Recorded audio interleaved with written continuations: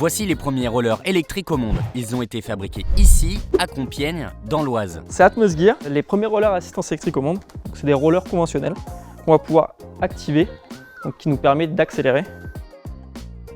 Le créateur de ces rollers du futur, c'est Mido Soliman. C'est en lisant Air Gear, un manga japonais, qu'il a eu l'idée de lancer les premiers rollers électriques au monde. Il a vu un manga avec des rollers électriques, il s'est dit pourquoi ça n'existe pas?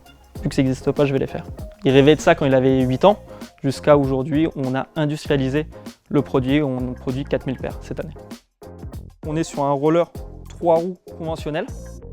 Après, bien sûr, c'est pas magique, il y a forcément une batterie. Cette petite sacoche qu'on va mettre autour de la taille, qui va nous permettre du coup d'avoir suffisamment d'énergie pour aller faire 25 km et à 25 km/h. Et enfin, pour contrôler, on a une petite manette qui nous permet d'accélérer et de freiner. En 2018, avec des amis d'université de Compiègne, Mido lance enfin son projet. Après 4 ans de recherche, de développement et plusieurs prototypes, il crée la première paire de rollers électriques au monde en 2022. Depuis, le projet cartonne, tellement qu'Atmos Gear remporte des prix, profite des JO de Paris pour se faire connaître et fait le buzz 2 fois de suite au CES de Las Vegas, le plus grand salon de technologie au monde. On a été, je pense, le stand qui a ramené le plus de monde possible, parce qu'on a aussi pris des paires pour pouvoir faire tester aux gens. Puis ça montre aussi que tout ce qu'on essaie de véhiculer, le côté un peu fun et sportif.